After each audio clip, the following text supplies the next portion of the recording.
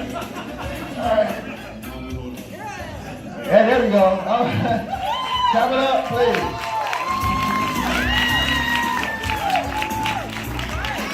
All right. So what I'm going to do, I'm going to go down. I'm going to start with, actually, I'll start laughing. Okay, sorry. Okay. I'm going to start with someone who I know already, but how everybody introduce themselves already. So, excuse me, sir, who I don't know. Please introduce yourself. I'm Freddie Robinson, casting director for See the Lights. Mike Galvis, I play Brian. Richard Pettigrew, I play Rick. Veronica Dillard, I play Leah. I am Leland Stanford and I play Jacob. April Gary, I play Dr. Richie. I'm Nicole Mario Luis and I play Eva. Hi, my name is Aisha Allen, I'm a producer. My name is Bill Bailey, I play David.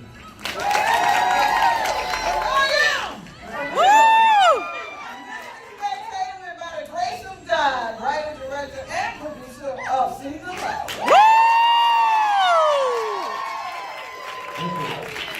Miss Aretha, this was, yeah, you can turn that down. I don't know. Yeah, that's right.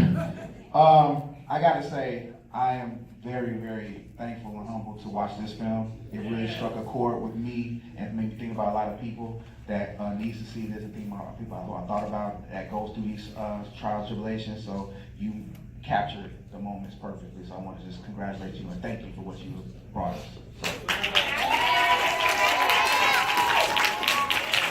So I'm gonna open up to the first question and then open up to a few questions from the audience. But real quick, who wants to answer this? What was your motivation? I love asking actors that. What was your motivation for your role? Anybody want to start with that? Well, my motivation for this role is because it struck a chord, as you mentioned. And I think that most of us have either felt, suicidal thoughts because we all go through life, right? Or you may have come close to that. If not, maybe you've had a friend or family member who considered that, or maybe even have actually committed suicide. Aretha introduced this movie to me, this idea, and I thought, oh my God, this needs to be, out there for people to see. And my motivation was to help, in that endeavor to, lift people up so that they can make better choices and live. I agree too, so in continuance to that, Miss Aretha presented Leah to me, and mine was actually based off of a true story. There was a woman in Idaho Hills who was distracted by her cell phone, and she actually paid a bill and left her baby in the tub, and her baby died. So I just put myself in those shoes, and then I also have a cousin who committed suicide, and so I just put myself in their shoes, and I was able to reenact that.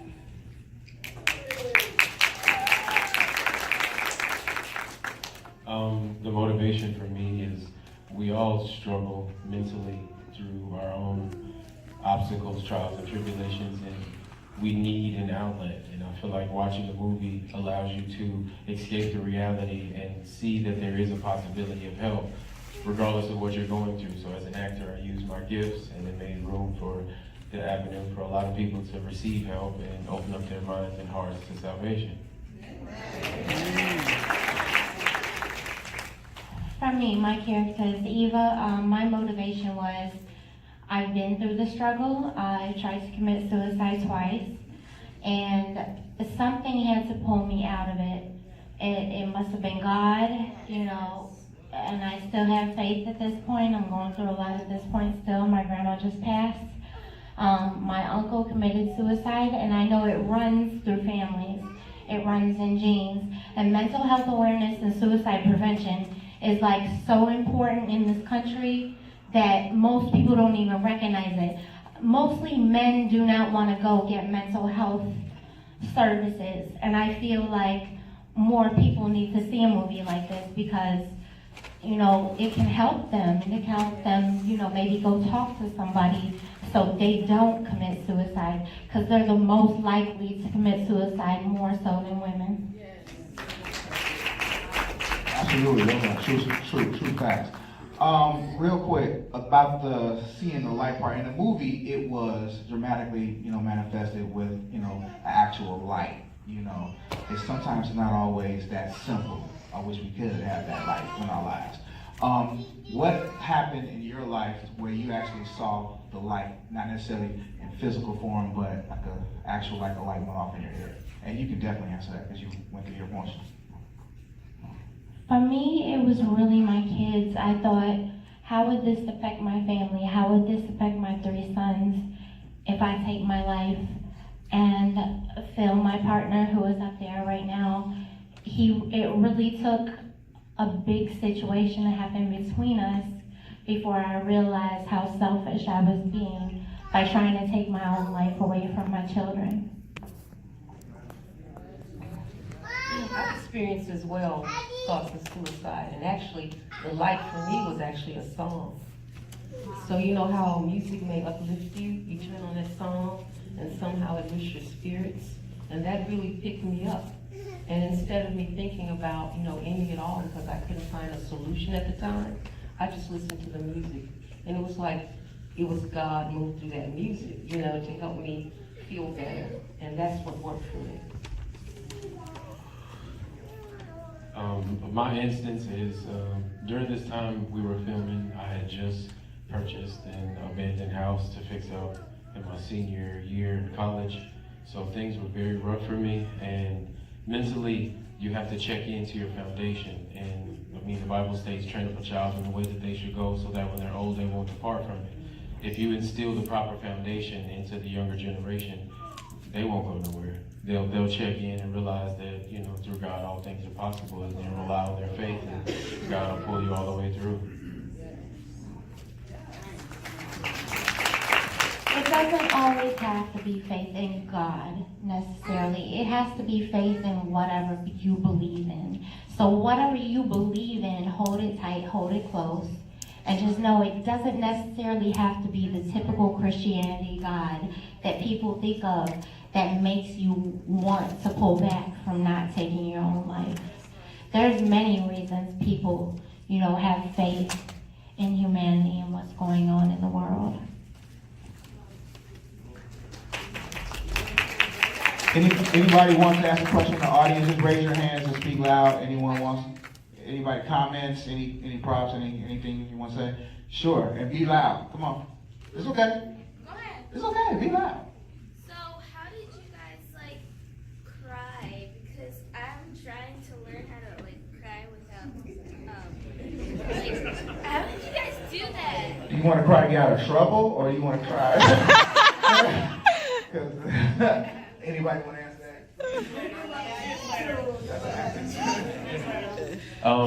For me, I delve into the character, so character development is very important because you know what the character is going through at that time, you know what they're thinking, so it's not necessarily forcing your cry or trying to cry.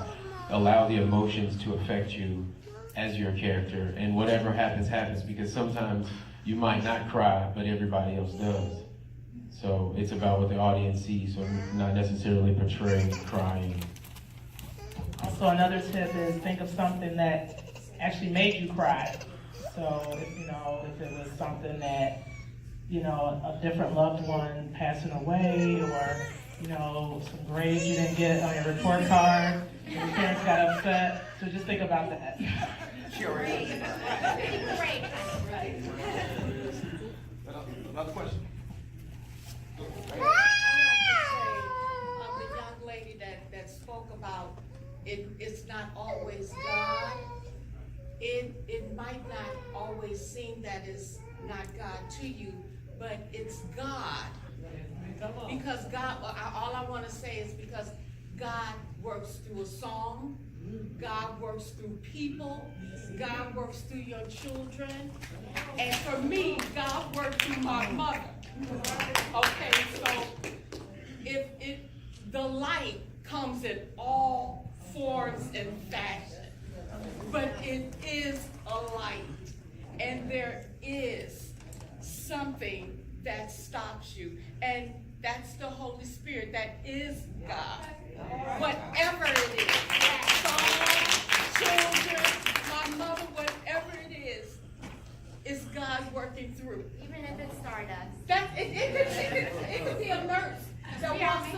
know and just says the right thing. Yeah. That's God. That's God. Young man right there has a question.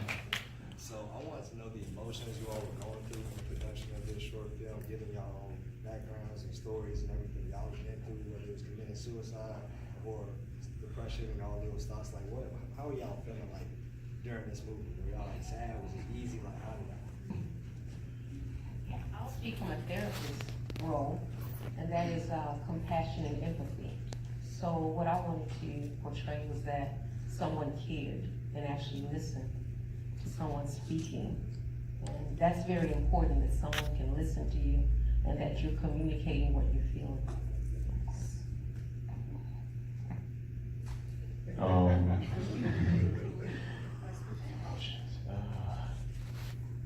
What I can say is everything happens for a reason.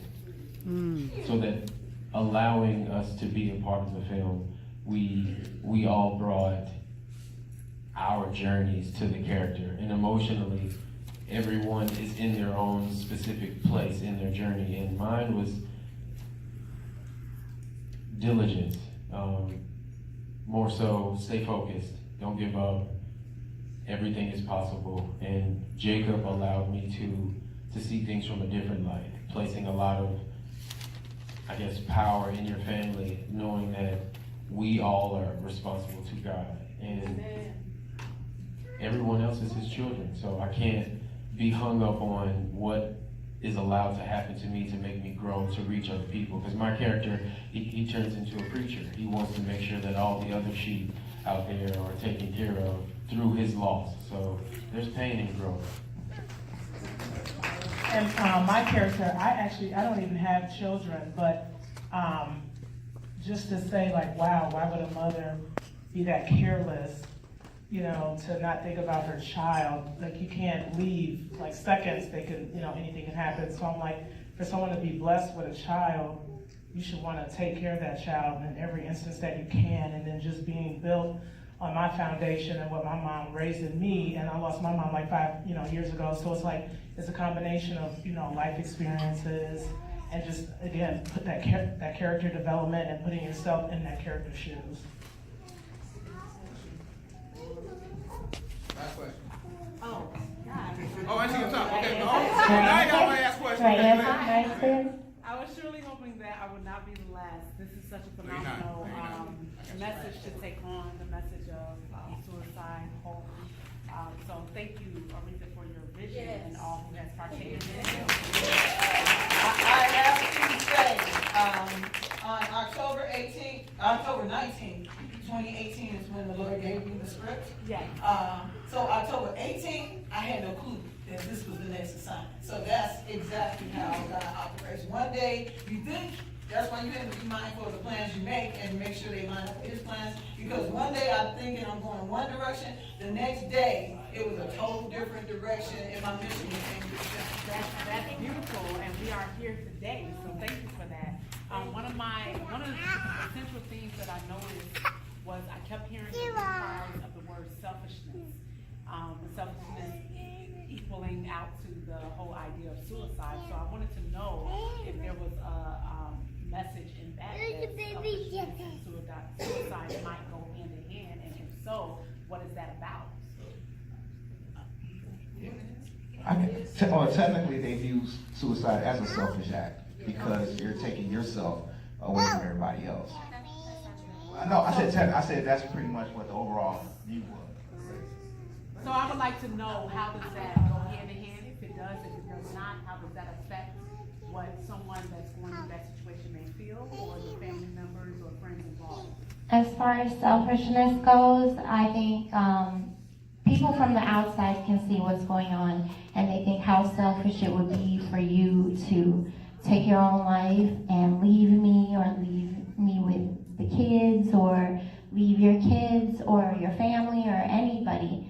But selfishness, I just feel like it plays a big part, but in the same instance, when you're in that suicidal mode and you're in that thought of mind, you're not thinking about anybody else. you're not thinking about your kids, you're not thinking about your family. All you're thinking about is trying to make the pain stop. And that's why awareness and suicide prevention is such a big thing. Like, this country gets barely any mental health help. Police don't know what they're doing. They're arresting people who are, you know, mentally messed up, putting them in prisons where they're not getting their medications and things like that. So people will take their own life in prisons.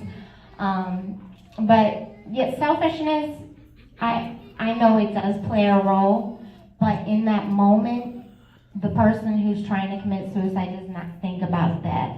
All they want to do is quit the pain. One last question, and then we have to put it up on our dance. Speak louder. Can you hear me? Yes. Okay, my question is for Aretha. Yes. First of all, congratulations, great job to everyone. You said a little bit that your shift changed, you didn't know that you were gonna go in this direction. Can you talk a little bit more about your motivation for creating this piece and focusing on suicide? And then what was your biggest challenge in getting the project done? Okay, well, what happens, I've been down this road before. We're doing my first film through his eyes. So, in my life period. So you start to learn the pattern in that all of a sudden, I'm thinking I'm doing one thing and the next minute the Holy Spirit said you're doing this. So I've learned as I go that if God gives me the assignment, I have to do it by faith. So just one step, two step, one step, and as I went. So what happens is he downloads the script in my head, and it won't stop until I actually write it out or type it out. So that's step one. Once I've gotten the script done, this subject, it was October. So I said, oh, okay, Lord, I get it, because he gives you revelation as you go. We wanted to bring out this subject matter during October because the theme at that time was get through the last two. Because the last 2 months of the year are the worst for some people with the holidays and so forth. So we started working on this project with the rehearsals in November and December during the holidays, and we were putting up the Suicide Prevention Lifeline information. So the film was in process. We were finding the cast, and thanks, Freddie, for everything. And putting all that together, we still were putting the message. We put the message out about the Suicide Lifeline because that was the main focus. God wanted to make some noise, and I was the vessel he used to say, hey, people are having a hard time, let them see the suicide information. So as far as the biggest challenge, as always, when you're an independent filmmaker, is the funds to get it done. So I found A1 Quality Media. I don't know if they were supposed to be here, they wouldn't be here. And they were willing to work with me, you know, put me on a payment plan. I said, oh, thank you, Lord, for that. All I need is one step, and I'm going to believe you. And as I went, God made a way for it to get done. God divinely connected. Again, anytime he gives you a project, you got to do it by faith. And he will divinely connect you with Freddie and Aisha and Tennille and all the actors that I have here to get the project done. And so, yes, the biggest challenge was to kill my flesh as I went to say, God gave this to me, got to keep going. This subject, and I have to get the revelation. The reason they were in the biblical clothes at the beginning and during the time when you saw them transition, you got to remember one or two things that God gave me. One, this is an example, that was an example of Jesus when he was in the Garden of Gethsemane. And he was crying and praying, Lord, if it be your will, let this cup pass from me. Jesus was in anguish because he was facing death. And God's will, not my will, but your will be done, was for him to go to the cross and face the death. The characters here wanted to die. And at that last moment, they, in the anguish and the pain that they were dealing with, the light, God revealed to them that his will was for them to live. So it was the same garden experience for them, but it was the opposite will of God for each one of them. And so at the end, when you saw them crying out again, and then you saw what they actually were trying to do, That was the physical realm, was where he had the gun, she had the knife, and so forth. And the spiritual realm was where they were crying out. So you saw the spiritual, where they were spiritually, because everyone at some point is going to cry out to God, whether they realize it or not. And then you saw physically how God said, don't do it. So that was the motivation behind it. The challenge, again, was dealing with the finances, but God made a way, and I get it. I said, okay, Lord, the main message, as I said at the beginning, is this. Suicide is actually on the rise. It is, I heard a news radio report where they said that the average life expectancy has dropped by a year and some months because of drug overdose and suicides. So suicides are on the rise and happening more and more. But God always wants you to keep in mind that you may find out how many people died as a result of suicide, but you will never, ever know how many people he saved. You will never, ever know how many people he saved. And the last thing I want to say is this. I could have done a documentary on the making of this film, because as we were working on the project, the people in their testimonies of, oh yeah, I'm one of them. I tried to kill myself. Okay, I'm one of them. I tried to kill myself. So what it actually caused was for people to stand up and say, yeah, God saved me. God saved me. If we had a worldwide poll to say, how many did God save from suicide, you will be astonished at the number of people that will say, I'm one of them. So to God be the glory. All right. At this point, we would like to thank the cast and crew. Go ahead and take your seat while we bring up the next person again. Thank you so much. Appreciate you so much.